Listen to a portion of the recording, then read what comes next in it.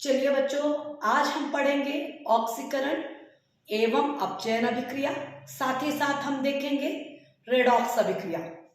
बच्चों, पिछले 3 क्लासेस में हमने रासायनिक अभिक्रिया क्या है और उसके विभिन्न प्रकारों को देखा।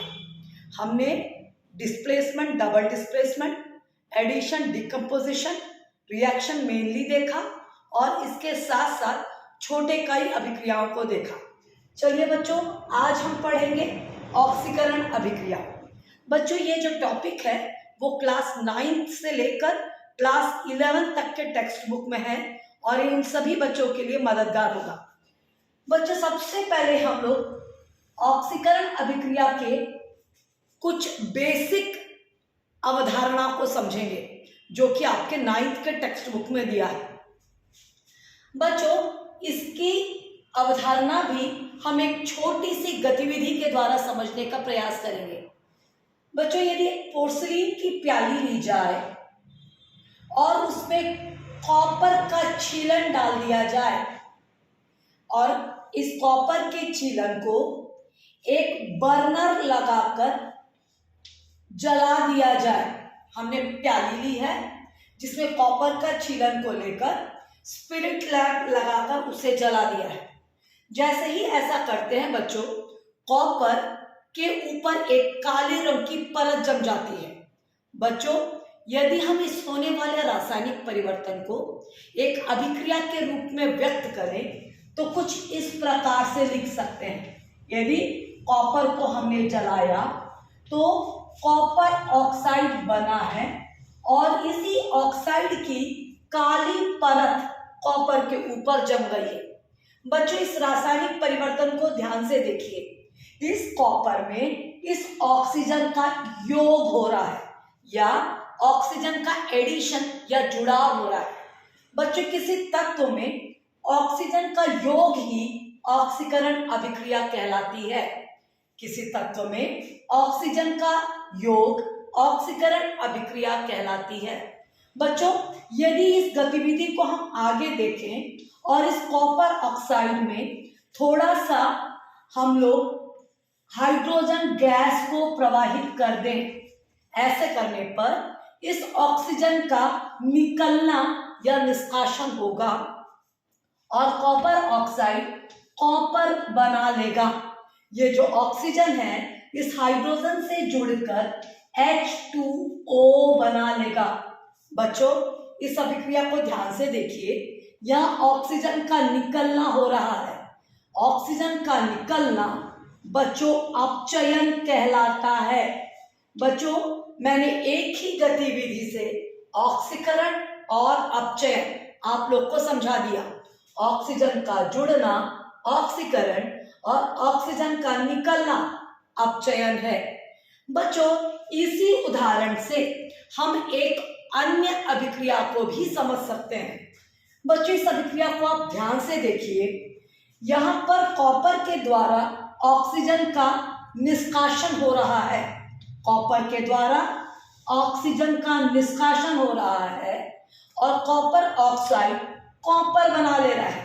चूंकि यहाँ ऑक्सीजन का निष्कासन हो रहा है इसलिए यह अभिक्रिया अपचयन होगी। मैंने आप लोग को समझा दिया। बच्चों, अब एक और अभिक्रिया यहाँ ध्यान दीजिए। जिस ऑक्सीजन का निकलना हो रहा है वो ऑक्सीजन इस हाइड्रोजन के साथ जुड़कर पानी बना ले रहा है। मतलब इस हाइड्रोजन के द्वारा ऑक्सीजन को ग्रहण करना हो रहा है। यहाँ पर ऑक्सीजन का निकलना हो रहा है तो यहाँ पर ऑक्सीजन का जुड़ना हो रहा है। ये चूंकि ऑक्सीजन का जुड़ना हो रहा है इसलिए बच्चों इसको हम ऑक्सीकरण कहेंगे। बच्चों, इस समीकरण को एक बार और समझेंगे। यहाँ पर कॉपर ऑक्साइड ऑक्सीजन को निकाल रहा है करके यह अपचयन, और दूसरी प्रक्रिया में इस निकले हुए ऑक्सीजन को हाइड्रोजन ग्रहण कर रहा है करके यहाँ पर इस प्रक्रिया को ऑक्सीकरण कहेंगे। बच्चों, चूंकि ये दोनों प्रक्रियाएं साथ साथ हो रही हैं इसलिए ये संपूर्ण अभिक्रिया रेडॉक्स अभिक्रिया कहलाएगी। बच्चों, ऊपर की प्रक्रिया में अपचयन, नीचे की प्रक्रिया में ऑक्सीकरण हो रहा है और दोनों प्रक्रियाएं साथ साथ चल रही है, इसलिए यह अभिक्रिया रेडॉक्स अभिक्रिया कहलाएगी। बच्चों, ये जो अवधारणा है ये 9th के टेक्स्ट बुक में दी गई है, जो कि ऑक्सीकरण और अपचयन को समझाने के लिए बेसिक कॉन्सेप्ट है। बच्चों, सिर्फ ऑक्सीजन के जुड़ने या ऑक्सीजन के हटने के अलावा ऑक्सीकरण और अपचयन के कई और उदाहरण हैं जो आपके सीनियर क्लासेस के किताबों में दी गई हैं।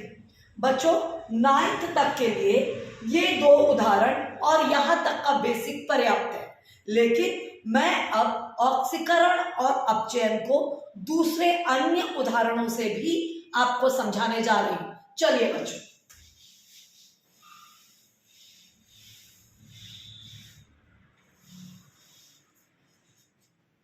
बच्चों, हम पहले ऑक्सीकरण को समझते हैं और उसके बाद हम अपचयन को समझेंगे। मैं इसके 3 अवधारणाओं को लिख रही हूं बच्चों। मैंने आपको बताया, ये आप सीख चुके हैं, ऑक्सीजन का जुड़ना। एक एग्जांपल सीधे लेते हैं, कार्बन में ऑक्सीजन का जुड़ना और कार्बन डाइऑक्साइड का बनना, ये ऑक्सीकरण है जिसको आप पहले ही समझ चुके हो। अगला उदाहरण देखते हैं बच्चों। ये देखिए बच्चों, ये मीथेन है। मीथेन की अभिक्रिया यदि हम ऑक्सीजन से करा लें तो कार्बन का साथ में पानी का बनना। इस अभिक्रिया को थोड़ा सा ध्यान में देखिए बच्चों, इस अभिक्रिया में वास्तव में कार्बन डाइऑक्साइड बनेगा बच्चों। थोड़ा संतुलन हमको करना होगा। ओके, ये बच्चों, इस अभिक्रिया को ध्यान से देखिए। यहां पर इस कार्बन के द्वारा हाइड्रोजन का निष्कासन हो रहा है। इस अभिक्रिया को ध्यान से देखिए। मीथेन का जब हम दहन कर रहे हैं तो कार्बन डाइऑक्साइड और जल का बनना।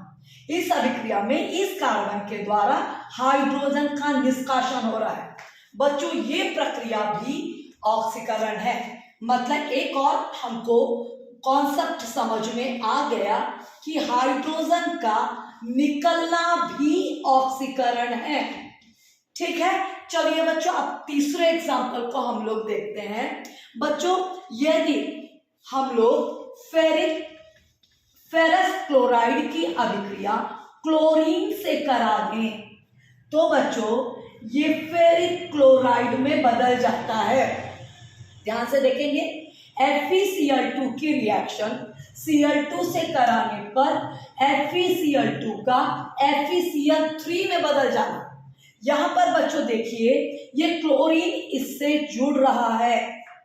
क्लोरीन बच्चों विद्युत ऋणात्मक भाग है, मतलब विद्युत ऋणात्मक भाग का जुड़ना भी ऑक्सीकरण है। विद्युत ऋणात्मक भाग का जुड़ना ये भी ऑक्सीकरण है।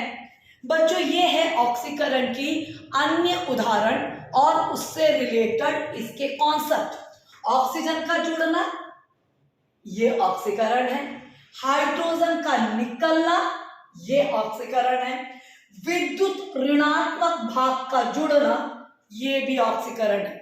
बच्चों, ये जो तीनों कॉन्सेप्ट है ये ऑक्सीकरण के पुरानी अवधारणा या ओल्ड कॉन्सेप्ट कहलाती है। जिस प्रकार ऑक्सीकरण को हम इन 3 कॉन्सेप्ट से समझते हैं, वैसे ही बच्चों अपचयन के भी इस प्रकार के कुछ अन्य उदाहरण भी हैं। देखते हैं बच्चों, चलिए उसको भी समझते हैं। बच्चों, हम देखेंगे अपचयन अभिक्रियाएं जिसकी अन्य उदाहरण। बच्चों ध्यान से देखिएगा बच्चों, पहला चीज तो मैंने आपको बताया था। ये देखिए बच्चों, कॉपर ऑक्साइड पर जब हाइड्रोजन गैस प्रवाहित कर रहे थे तो ये ऑक्सीजन निकल जा रहा था और कॉपर बन जा रहा था। मतलब हाइड्रोजन का निकलना ऑक्सीजन का निकलना ये अपचयन था। ऑक्सीजन का निकलना ये अपचयन था, जिसको मैंने आप लोगों को गतिविधि के थ्रू पहले ही बताया। ऑक्सीजन का निकलना, ऑक्सीजन का निकलना ऑक्सीकरण था। बच्चों, इसके कुछ अन्य उदाहरणों को भी हम समझते हैं। देखिए बच्चों, जब क्लोरीन की अभिक्रिया हाइड्रोजन से कराई जाती है तो हाइड्रोक्लोरिक एसिड का बनना। बच्चों, इस अभिक्रिया को ध्यान से देखिए, यहां पर हाइड्रोजन का जुड़ना हो रहा है, मतलब हाइड्रोजन का जुड़ना भी हाइड्रोजन का जुड़ना भी अपचयन है। हाइड्रोजन का जुड़ना भी अपचयन है। ऑक्सीजन का निकलना, हाइड्रोजन का जुड़ना, उदाहरण आपके सामने है। बच्चों, हम तीसरे उदाहरण की तरफ चलेंगे। यदि फेरिक क्लोराइड की अभिक्रिया हाइड्रोजन से करा दी जाए तब बच्चों फेरिक क्लोराइड फेरस क्लोराइड में बदल जाता है, साथ में हाइड्रोक्लोरिक एसिड निकलती है। देखिए बच्चों, यहाँ पे क्लोरीन का निकलना हो रहा है, मतलब विद्युत ऋणात्मक भाग का निकलना, विद्युत ऋणात्मक भाग का निकलना भी अपचयन है। अब मैं फिर से तीनों एग्जाम्पल को फिर से दोहरा रही हूं। ऑक्सीजन का निकलना अपचयन, हाइड्रोजन का जुड़ना अपचयन, विद्युत ऋणात्मक भाग का निकलना अपचयन है। बच्चों, इन दोनों अवधारणाओं से आपको एक बात तो समझ में आ गई होगी कि ऑक्सीकरण अपचयन का बिल्कुल उल्टी अभिक्रिया है। थोड़ा सा तुलनात्मक यदि देखें तो ऑक्सीजन का जुड़ना ऑक्सीकरण था, तो ऑक्सीजन का निकलना अपचयन है। हाइड्रोजन का जुड़ना अपचयन है, तो हाइड्रोजन का निकलना ऑक्सीकरण था। विद्युत ऋणात्मक भाग का निकलना अपचयन है, तो विद्युत ऋणात्मक भाग का जुड़ना ऑक्सीकरण है। मतलब ये दोनों प्रक्रियाएं रिवर्स प्रोसेस है। लेकिन बच्चों, जो अभी मैंने उदाहरण दिए हैं, ये दोनों कॉन्सेप्ट ऑक्सीकरण और अपचयन के ओल्ड कॉन्सेप्ट, पुरानी अवधारणा है।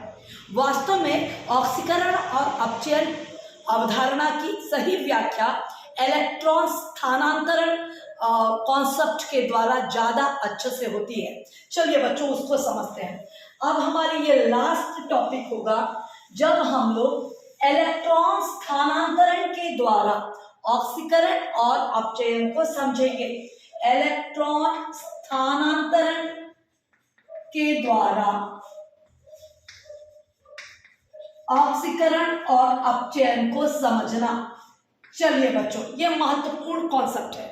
बच्चों, इसका बेसिक कॉन्सेप्ट क्लास 9 के टेक्स्ट बुक में दिया है और इसका थोड़ा एडवांस एग्जांपल क्लास 11th में है। बच्चों, मैं पहले आप लोग को 9th के टेक्स्ट बुक के इलेक्ट्रॉन स्थानांतरण वाले एग्जांपल को समझाऊंगी।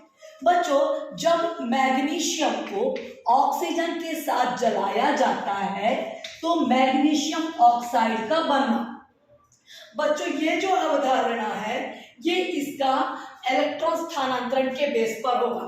बच्चों, यहाँ पे देखिए, मैग्नीशियम एक धातु है जो अभी इसका परमाणु क्रमांक 12, जिसका इलेक्ट्रॉनिक विन्यास 282 है।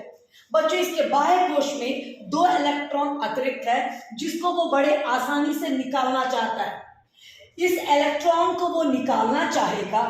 देखिए बच्चों, कैसे निकालना चाहेगा। मैग्नीशियम इलेक्ट्रॉन को निकालना चाहेगा और धनायन में परिवर्तित हो जाएगा। यहां पर इलेक्ट्रॉन का निकालना हो रहा है।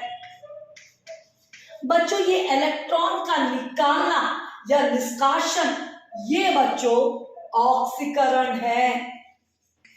किसी तत्व के द्वारा इलेक्ट्रॉन का निष्कासन ऑक्सीकरण है। अच्छा बच्चों, जब किसी तत्व के द्वारा इलेक्ट्रॉन निकाल दिया जा रहा है तो उस इलेक्ट्रॉन को उस अभिक्रिया के अन्य तत्व के द्वारा ग्रहण कर लिया जा रहा है। ये ऑक्सीजन इस इलेक्ट्रॉन को ग्रहण कर रहा है, ग्रहण करके वो ऋणायन में तब्दील हो जा रहा है। अब बच्चों इन दोनों अभिक्रियाओं को ध्यान से देखिए। पहली अभिक्रिया में धातु इलेक्ट्रॉन को निकाल रहा है, दूसरी अभिक्रिया में ऑक्सीजन इलेक्ट्रॉन को ग्रहण कर रहा है। इलेक्ट्रॉन का निष्कासन ऑक्सीकरण है, तो इलेक्ट्रॉन का ग्रहण करना अपचयन है।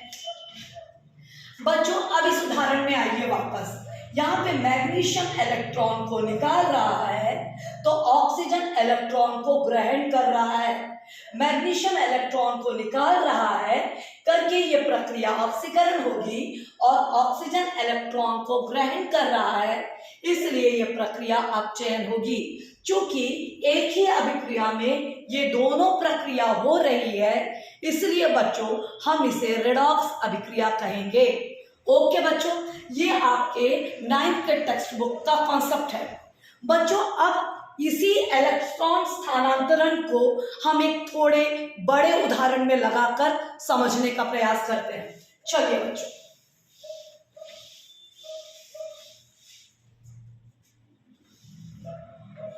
बच्चों यदि जिंक को कॉपर सल्फेट के विलयन में रखा जाए तो उसका जिंक सल्फेट में बदलना और कॉपर को निकाल देना, ये भी बच्चों एक रेडॉक्स अभिक्रिया की उदाहरण है। बच्चों यहाँ ध्यान से देखोगे, जिंक जो है वो तत्व के रूप में है।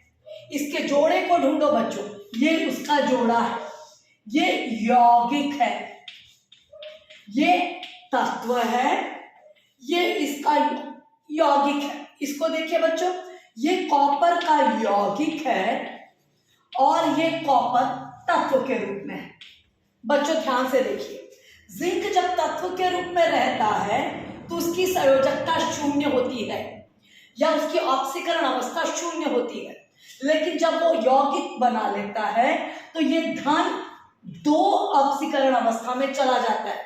ये इसलिए हुआ क्योंकि वो जिंक आयन बना लिया, मतलब यहां पर इलेक्ट्रॉन का खोना हुआ, यहां पर इलेक्ट्रॉन का खोना हुआ, इलेक्ट्रॉन लॉस किया, इलेक्ट्रॉन का खोना हुआ।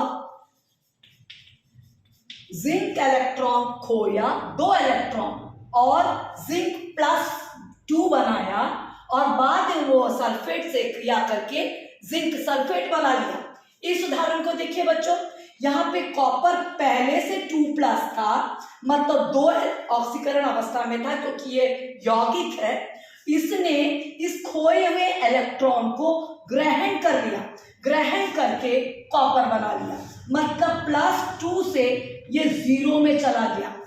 बच्चों जिंक के द्वारा इलेक्ट्रॉन का खोना और कॉपर सल्फेट में कॉपर के द्वारा इलेक्ट्रॉन का ग्रहण करना हो रहा है।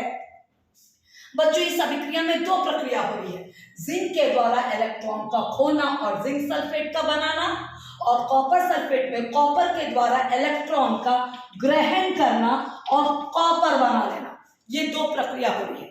यहाँ चूंकि इलेक्ट्रॉन का खोना हो रहा है बच्चों, इसलिए ये जो प्रक्रिया होगी वो ऑक्सीकरण कहलाएगी, जबकि ये प्रक्रिया इलेक्ट्रॉन ग्रहण करना हो रहा है, ये प्रक्रिया अपचयन कहलाएगी। चूंकि एक ही उदाहरण में ऑक्सीकरण और अपचयन दोनों हो रहा है, इसलिए इसे हम रेडॉक्स रिएक्शन भी कहेंगे। बच्चों इस उदाहरण को जब मैं बता रही हूं तो कुछ और जानकारी में देना चाहूंगी। बच्चों जो प्रक्रिया ऑक्सीकरण होता है, जिस पदार्थ में ऑक्सीकरण हो रहा है, वो पदार्थ बच्चों अपचायक कहलाएगा। नोट करेंगे बच्चों, जिंक का जो प्रक्रिया जहां ऑक्सीकरण हो रही है वो पदार्थ अपचायक कहलाएगा, और जिस प्रक्रिया में अपचयन हो रहा है ये पदार्थ ऑक्सीकारक कहलाएगा। ओके बच्चों, जिंक अपचायक है, कॉपर सल्फेट ऑक्सीकारक है, अपचायक का ऑक्सीकरण होता है, ऑक्सीकारक का अपचयन होता है। बच्चों इतने कॉन्सेप्ट कक्षा 11वीं तक के लिए पर्याप्त है। बाकी आप क्लास 12th में भी इसको थोड़ा सा पढ़ेंगे। मुझे लगता है आप लोग को इलेक्ट्रॉन स्थानांतरण के द्वारा रेडॉक्स का कॉन्सेप्ट समझ में आ गया होगा।